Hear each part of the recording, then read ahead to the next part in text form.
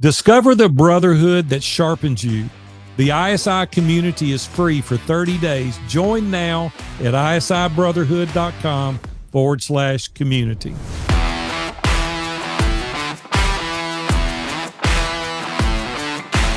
Hey guys, welcome back to another episode of Iron Sharpens Iron Brotherhood podcast. We couldn't be more excited today. We've got my friend Terry Healy. Terry is a cancer survivor. He's a keynote speaker, and he's an author whose life changed forever when he was 21 years old. He faced a life-threatening sarcoma that left him with a permanent facial difference. Instead of being willing to let the adversity define him, Terry built a thriving 35-year career in marketing and sales. He became a sought-after speaker, and he now teaches others how to overcome obstacles with resilience. His upcoming book, The Resilience Mindset, outlines his four-part REBAR framework, which stands for reflect, build, act, and renew. And it helps leaders and teams and individuals turn that adversity into growth, confidence, and purpose in their life. Terry, welcome to the ISI Brotherhood podcast, man. How you been? Aaron, great. Thanks for having me. I've been great. How about you? Well, I'm doing good. I was so excited. My business partner, Derek Champagne, introduced us, and you were on his podcast. And he called me immediately and he said, Big A, you got to have Terry on your podcast. And I said, who's Terry? Tell me more about him. And he started telling me about your journey, and not even coming from you, but coming from him. It was so inspirational, and it falls right in line with helping the mindset of our audience really overcoming these obstacles and having a great sense of resilience. And so I know I gave a brief introduction. I probably didn't do you justice, but give us a little more backstory about your family, about you, where you call home, and let's get into this interview. Yeah. So I'm married. I've been married 31 years.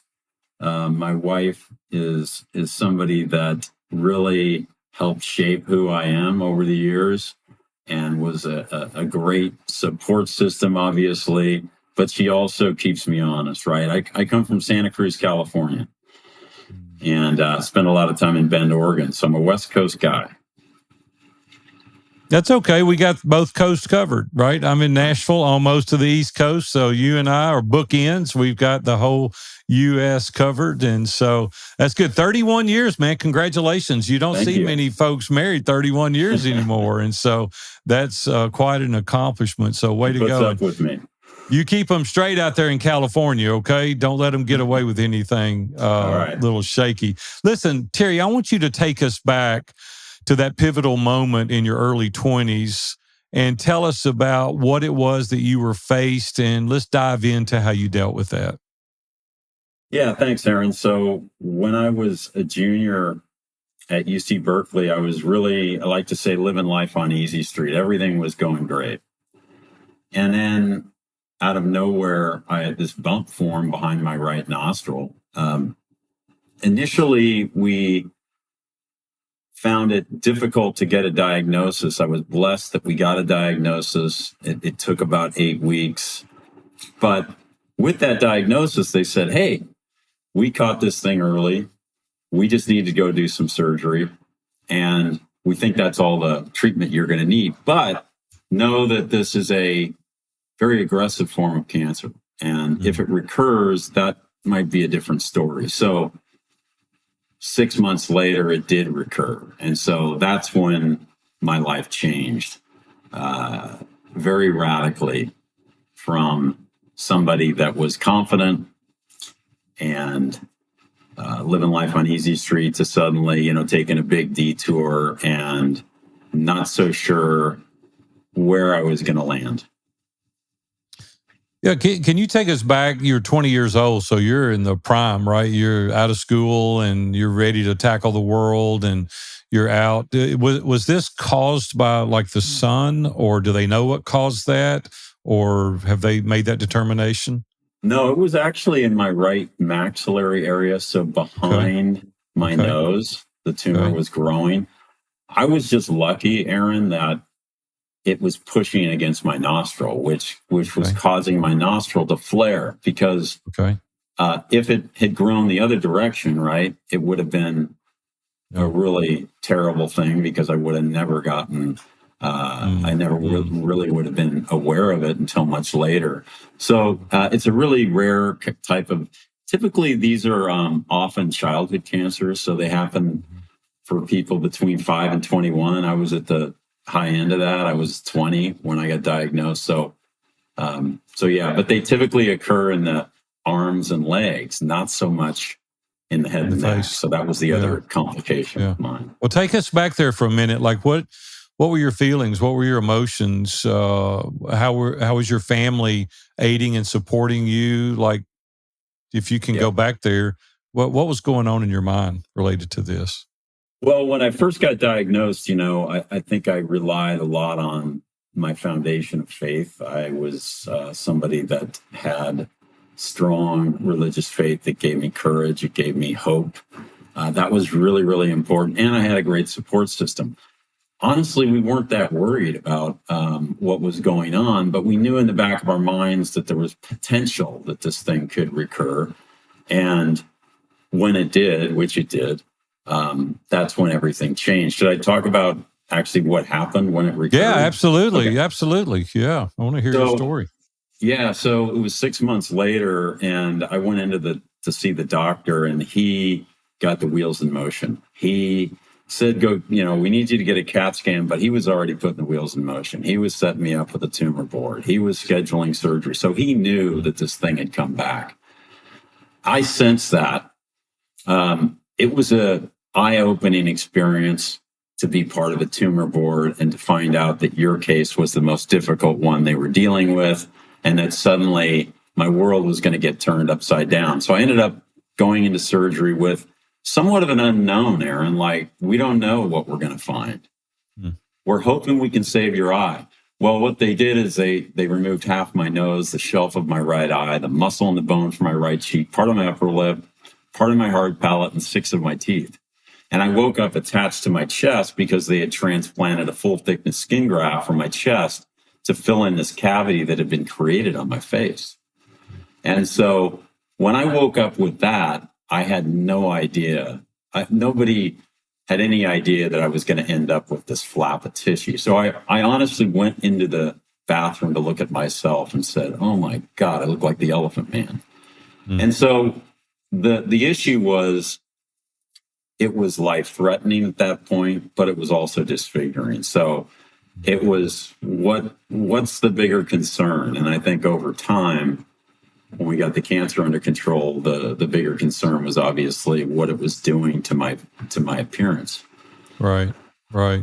So you said that you leaned heavily early on and you weren't that concerned in your faith. I'm making an assumption you're Christian by faith. Yeah. And how did this alter that mindset related to your faith, or did it?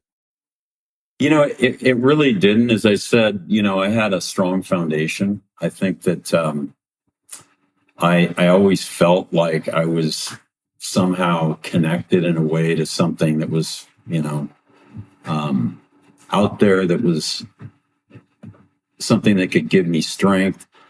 But I also always grew up recognizing that gratitude was just as important. So, maybe it's being a Catholic, Aaron, and having Catholic guilt. You hear a lot about that. It's like, whenever you pray for something, you better be grateful for something too, right? But anyway, gratitude helped me along the way as well, because, for example, when I woke up and realized that I had lost half my face, well, guess what? I still had my 2 eyes. They saved my eye. I was grateful for that. So I tried to focus in where I could on those things that I was grateful for. Yeah, that's quite an attitude for a 20-year-old. Yeah. Right. I look back when I was 20, I don't know that I would have been quite so grateful. I hope to think that I would have been, but that in itself showed a lot of resilience in you being grateful at 20. You hadn't even really kind of started your life yet. And here you are, you're going to have to deal with this. Was it life-threatening at that point for this second surgery? Yeah, it was. And so going through that first surgery was not only difficult, but then it was the follow-up phone calls from the doctor to say, we didn't catch all of it. We need you to come back in. And then it was yet another one after that. Well, there's a little bit. We need to make sure we clear the margin. So, yeah, there were moments when I thought they're never going to get this, right? So they did feel like they caught it with surgery after the third procedure, and then they sent me to radiation, and that was more of an insurance policy. But yeah, so that was where the journey began, really. How did your parents support you through this process? Were they equally as strong? They were incredible. Yeah. Very strong, supportive family. They were there for me at every instance, supported me all the way along, did whatever they could for me. My dad was carrying the load. Obviously, he had 4 boys at home. He was working. He was the sole provider, so he had to keep his job. But he showed up every night after work at the hospital to be there for me. My mom drove me everywhere. Was a positive force in my life. So yeah, I was blessed that way. Now, if I'm correct in my research, you've had over 30 surgeries over the course of your life. How did you cultivate a sense of resilience to not just survive? Like I think about myself and I'm like, man, what would I do? Would I just be trying to survive? But you chose to thrive throughout those 30 surgeries, and life has changed for you radically over the course of 30 surgeries. So how were you able to do that? Don't get me wrong. It was a struggle. I had a lot of lows. During that 6-year period where I had those 30 procedures, I was losing my confidence. My self-esteem was deteriorating. I was feeling not so good about myself, but I do credit my head and neck surgeon, Dr. Roger Crumley, amazing guy who told me from the get-go after that major procedure, he said, you know what, we're going to get you cured of this cancer. We're going to get you reconstructed back to that old Terry. And regardless, Aaron, of whatever the final outcome was, the fact that I had hope on both sides of that equation, I'm going to get cured, I'm going to get reconstructed, I think helped sustain me through a lot of it, right? It just kept me feeling like, okay, one more procedure. But over time, it became more and more difficult. And I was fortuitous that I met somebody who helped me really open my eyes to what my real problems were, which was, hey, surgery isn't going to solve your problems. So. Man, thank God for surgeons like that can be a sense of encouragement and a source of hope. And man, I'm just going to be honest with you. Going through 30 surgeries, you look great. Let me just tell you, you do. Now, neither one of us are much to look at, but but for what we've got, me and you both, I guess we look okay. But you really look great, man. 30 surgeries, I would have never known that ever had you not shared that. Hey, I'm Aaron Walker, founder of Iron Sharpens Iron. Every successful man needs a band of brothers to push him to grow spiritually, personally, and professionally. Each week, I meet with like-minded Christian business owners in our mastermind groups.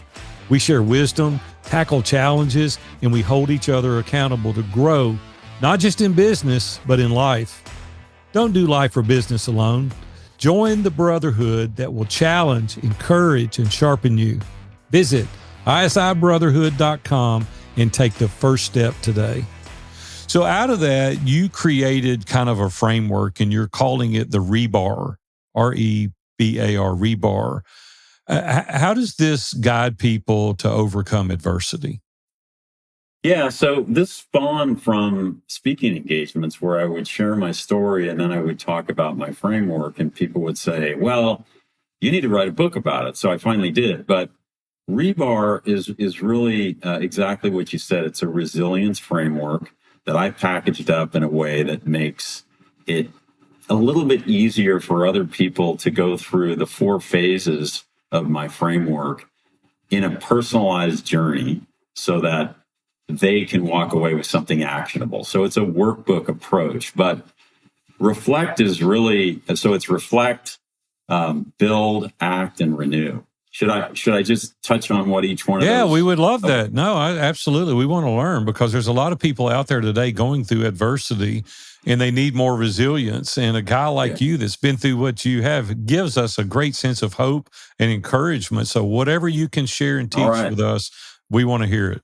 Yeah. So I think what it's framed on is really that, we all have the capacity to build resilience, right? We learn to adapt, we recover from our setbacks, and we grow stronger from our experience. But it starts with reflect. So reflect is really about finding that 5 to 10 minutes a day to step back from your life and reflect on each day and start with gratitude, because there's always a million things to be grateful for.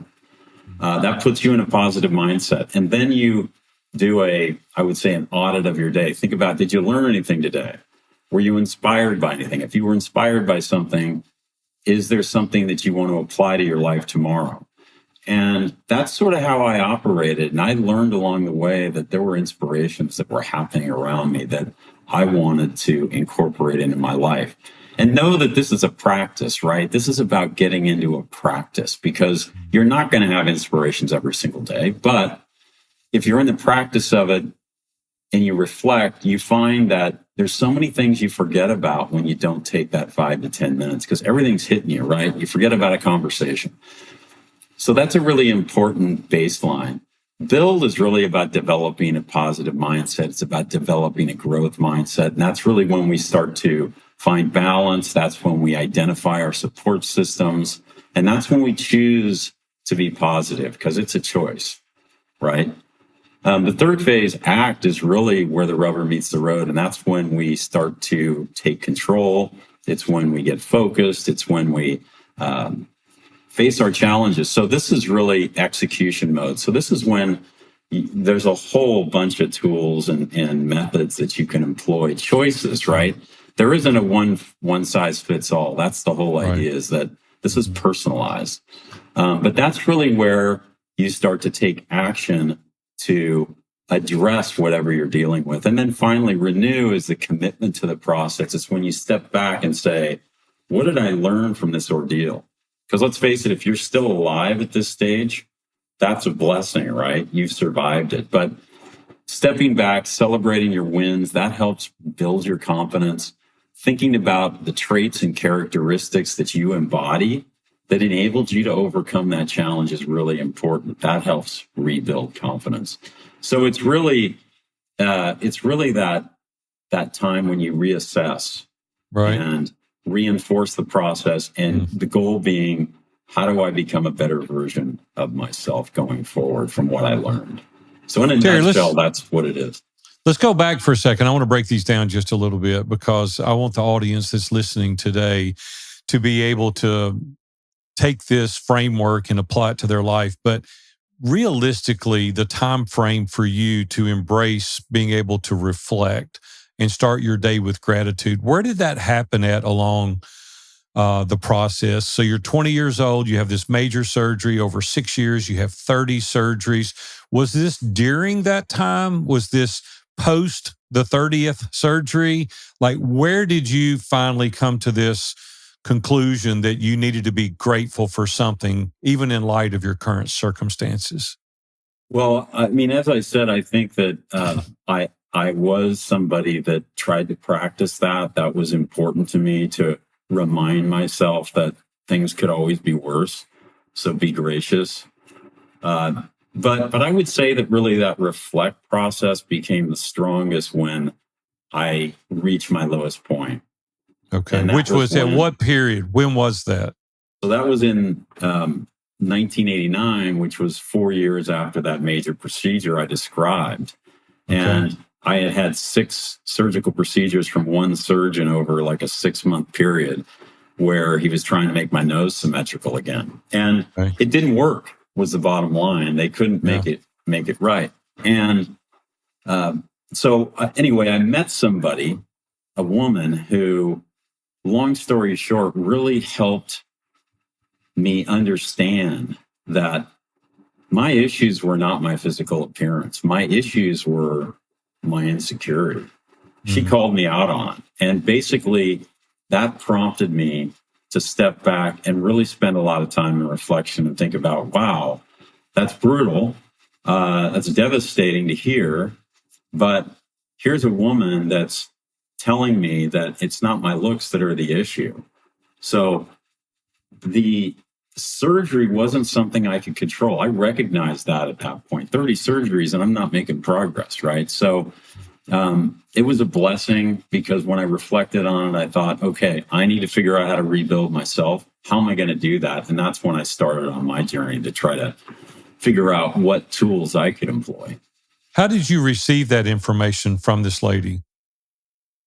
It was, we had spent a long weekend together up in the Napa Valley, and it was sort of the end of the weekend. She was from Chicago. So this was a friend. This wasn't a doctor. This was a friend, right? This is a girlfriend at this point. Oh, yeah. Okay. Yeah. Okay. So she, I've got to take her back to the airport to fly from SFO to Chicago. And we're sitting there having a glass of wine, and she just looked at me and she said, "You have a lot of issues that I can't help you with, and you need constant reassurance, and I can't give you that." Boom, right? It was like, wow, that's pretty brutal, right? But in the end, I was so thankful that she put it out there for me, because here's somebody that had been attracted to me that I trusted. And I believed in what she was telling me. I don't think she was lying to me. She looked me right in the eye. And that was a real wake-up call for me. You know, it's really important that the listeners hear what you just said, because we need people in our lives that will tell us the hard truth. Yep. We need people to love us enough to call us out and call us up. We need people that won't coddle us and baby us, but we need people to say, hey, here's the reality of it. It is what it is. And are you going to let that define you, or are you going to get over it and let's move on and have a productive and purposeful life? And it sounds like in her way, that's exactly what she did for you. She did. And 31 years later, 34 years later, we're still friends. We still talk. So it's amazing. That's awesome. That's awesome. But it's not the lady you married, right? No. So this was a girlfriend, but you're still friends with this lady, and you should always remain friends with this lady. She helped save your life. She did, absolutely. And so, man, 100%. that's a huge, huge blessing. Listen, in your journey, what do you think was the single most important message that you would like the listeners to walk away with today when they're facing their own challenges? And I know personally, my very best friend right now, or one of my very best friends, is facing a very serious matter related to cancer. I've got a family member that's dealing with an issue that's cancer involved. And what words of encouragement, what is the single thing that you would even say to them today? What is that message you would tell them? You know, I would say, as difficult as life can be and as hard as some of your days are, there's always hope, right? And we do all have the capacity to build resilience. I have run into so many people that feel like, well, I'm just not a resilient person, they'll say. It's like, I just don't have that. And it's like, that's not true. We all have the capacity. And step back and think about the things that can help you cope and keep hope. And it's one step at a time, and you can start to go forward. I truly believe that focusing on the positive and having this mindful positivity, whatever that might sound like to somebody, there's always a million things to be grateful for. So think about that too, because life can always be worse, and your prognosis could always be worse. And so think about that, and that helps, I think, put you on a more optimistic path going forward, which opens up new opportunities.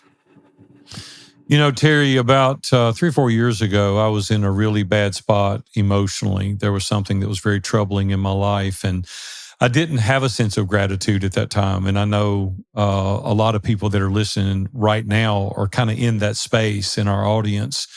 And a friend of mine gave me the same advice. He said, you need to be grateful. And I'm like, man, I'm at one of the lowest points of my career and I don't feel that grateful right now. He said, be grateful anyway. And he gave me an exercise. He said, if you would just sit down and take a yellow pad and start writing things out that are good, things that you're grateful for. And I filled up 7 pages on a legal size yellow pad. And I'll be honest with you, I'll attribute that exercise to getting me out of the muck and the mire. And that's what you're telling us right now, man. We've got to start with that. Seth Bueckley is a member of Iron Sharpens Iron Brotherhood, and he wrote a book called Ambition. And it's about things to be grateful for and things that can help us along that line. Dr. Andy Garrett is a member of our community as well, and he's written a lot on resilience. And when I heard your story, and I knew that you were going to be a huge inspiration in helping people with this REBAR in this resilience framework, I think we need to do everything in our power, because God doesn't promise us it's going to be easy always, right? We're faced with difficulties. We have situations that we deal with personally, professionally, and spiritually, that we need kind of a framework that helps us work through these things. So all of you guys, you, Dr. Andy, Seth Bueckley, you guys are doing an amazing work, and you're really helping people in our community and communities around us to overcome those obstacles. I know that you wrote a book recently. I think I see it in the background there. Hold it up so we can see that book and tell us a little bit more about that book and how that our listeners could get a copy of it, The Resilience Mindset. So tell us a little bit about the inspiration behind that. How long has it been out, and where can our listeners get a copy? All right. Thanks for that. So the resilience mindset was really written as a response to a lot of the feedback I received from people that heard me speak that said, you speak about this stuff, you need to put it in words in a book and provide a guidebook to help others. And so grateful for those people, because I finally got it done. It was released on September 9th. It's available at any bookstores, Amazon, or wherever. It's also on my website. And yeah, I hope that it can help people in some way, shape, or form, even if it's just a little bit. That would be worthwhile. Man, Terry, what an inspirational story. Thank you for coming on the ISI Brotherhood podcast today. Listen, guys, if resilience is something that you're struggling with, pick up a copy of his book. There is no doubt in my mind that it'll be extremely beneficial to you. But you got to remember that resilience is built, it's not given. By reflecting, by building, by acting, and by renewing. And then we can overcome even life-altering adversity in our life that we face each and every day. Mindset really matters. It's something that I've struggled with over the past. Thankfully, today, I've got a great mindset. I want you to have the same, because when you're positive and you show gratitude and you have purpose in your life, you can transform this pain into personal and professional growth. Don't let anybody tell you that you can't. And adversity is a gift in disguise. And when we embrace that, it can clarify our calling and deepen our faith. And I want you guys to understand that no matter what you're going through today, this mindset, this REBAR framework, it can help you without a doubt. And I want to thank you guys for joining us on the ISI Brotherhood podcast. Terry's story is a reminder that adversity doesn't have to defeat us. It can define our greatest strengths. And if you found value in today's episode, I want you to share it with your friends. Maybe go and follow us. Give us a 5-star rating if you can. And remember, at ISI, we believe that isolation is the enemy of excellence. I want you to stay strong, stay connected, and we'll see you next time.